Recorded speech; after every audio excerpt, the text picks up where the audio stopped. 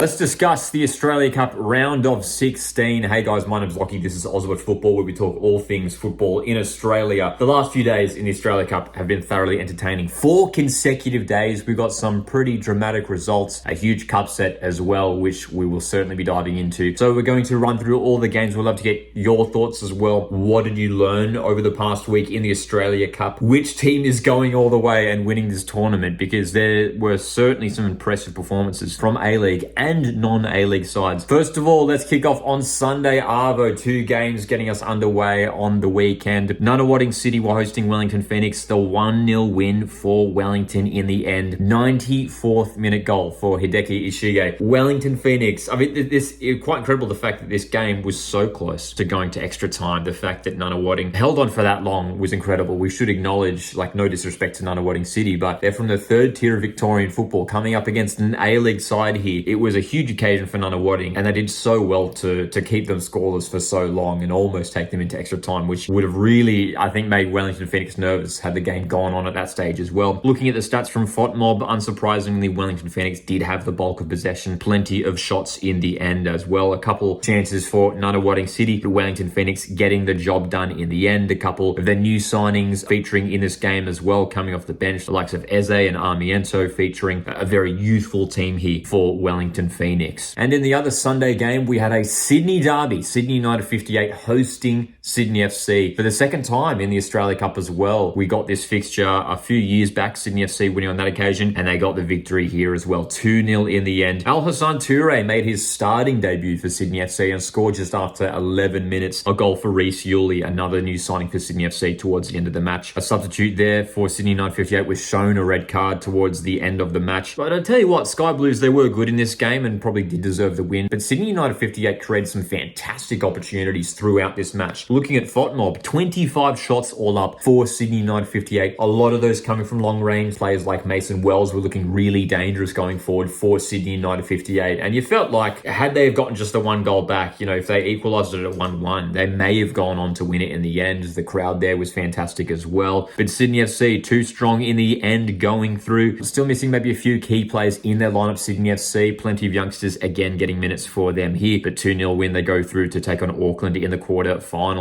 On Monday night, a 2-0 win as well, this time for Macarthur FC over Metrostars. And I think this was a real statement victory for Macarthur FC. The last time they went to South Australia in the Australia Cup just a couple of years ago, they did lose. So they went over to South Australia here to take on Metrostars, who have been so strong in NPL South Australia. They've already won the premiership there. They've had such a fantastic league campaign. And a lot of people, I think, were almost tipping Metrostars to get a big cup set win here against the Bulls. But Macarthur, again, putting in a really impressive performance. That 5-0 win in the round of 32 and a 2-0 win here as well. Defensively, overall, very strong Macarthur FC. Anthony Caceres, again, involved in attack. Really nicely taken goal from Bernardo Oliveira, who was playing on the wing in this game. He's a player who has struggled with injury over the last couple of years. If he can overcome that, I could see a really bright future for Bernardo Oliveira, especially just for this coming season. This could be a season where he really takes that step up and becomes one of the top attacking wide players in the league. The way he took that goal was absolutely fantastic. So Macarthur FC, I mean, again, we're talking about them maybe becoming the new cup specialists of this new modern era. A decade ago, it was Adelaide United who were really strong in the cup. Is it becoming Macarthur FC? They're the reigning Australia Cup winners. They won it again a couple of years ago as well. I mean, they've got sights on another Australia Cup, 2 consecutive years. That would be huge for the Bulls if they could do it. Brisbane City took on Olympic Kingsway in an all NPL matchup. The team from Queensland taking on the team from Western Australia. A penalty shootout required in the end for Brisbane City to get the victory in this game. It was all about the goalkeepers in this contest. The number of saves that they both made was just quite incredible throughout the match. Looking at the stats from FOTMob, 30 shots for Brisbane City across 120 minutes. Kingsway did have their opportunities, but especially towards the end of the match in extra time, they were sitting back quite a lot. It was Brisbane City who were really chasing that win and did finally get it in the end in that penalty shootout. And it was their goalkeeper, Josh Langdon, who was the hero in the end with those saves in the penalty shootout. A heroic performance to send Brisbane City through to the quarterfinals. Heidelberg United 3, Western Sydney Wanderers 0. One of the most incredible cup sets we've seen in Australia Cup history. A really impressive 3-0 win here for the team from Melbourne. Heidelberg United, who I think, again, heading into this game, we knew they were going to test Western Sydney Wanderers. They as well have been having a really strong league season towards the top of the NPL Victoria ladder. But I don't think any of us predicted this sort of a scoreline. Wanderers did look good in that round of 32 match against Peninsula Power, 3-0 win there. Now, it was derailed a little bit for them early on in this game. Bozhidar Kraev going off with an injury. Wanderers fans will be hoping that there's nothing serious there. But he was the star player in the round of 32, going off early here. And it did appear to derail things a little bit. They looked a little bit blunt in attack going forward, Western Sydney Wanderers. Just a little bit too slow going forward, lacking a little bit of creativity. But of course, take nothing away from Heidelberg United's solid defence. They were fantastic, really well organised for much of this match. And Yaron Souza as well, former Central Coast Mariners goalkeeper, with some phenomenal saves to maintain the clean sheet for Heidelberg United. 2 goals in the first half and 1 right at the death to send Heidelberg through to the quarterfinals. And honestly, they're one of these NPL teams who I could really see going far in this competition, coming off a big win like this, taking on Wellington Phoenix in the quarterfinals. They're a team to watch in the cup this year. But concerns for Western Sydney Wanderers, not only were they poor in attack, but defensively looking a little bit shaky at times. They clearly need to improve in a few areas of the park if they want to be competitive this upcoming A-League season. I think it certainly is worrying signs for Wanderers fans. 3 matches on Wednesday evening to wrap up the round of 16. Avondale taking on APIA Leichhardt. This was a